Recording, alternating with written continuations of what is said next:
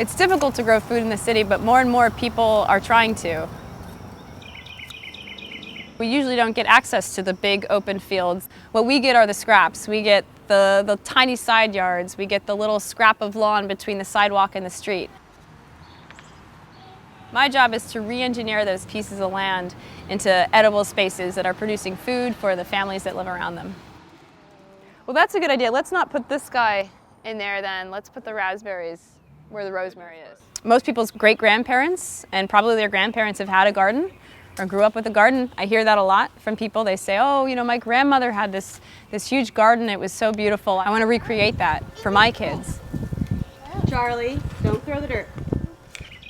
But there is a gap there where it seems like a whole generation of people just completely missed out on what it is to grow your own food. There is enormous value in putting the food system in the community as opposed to making it some abstract thing where tomatoes come in cellophane. Tomatoes come off a vine, and they can come off a vine in your backyard.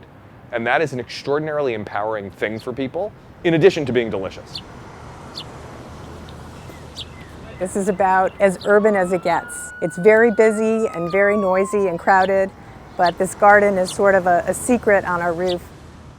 Coming up here and finding the new growth every day is a huge surprise, and it just brings me so much joy. That's hard to explain.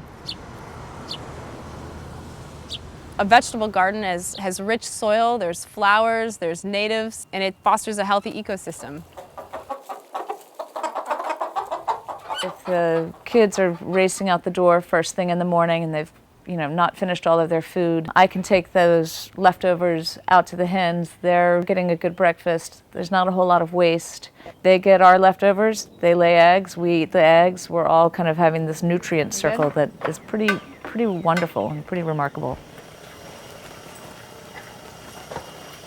You might not be able to feed your whole family growing in your backyard, but you can produce a whole lot in a small little space. And the food that comes out there is going to be more nutritious and tastier than anything you can buy in the store.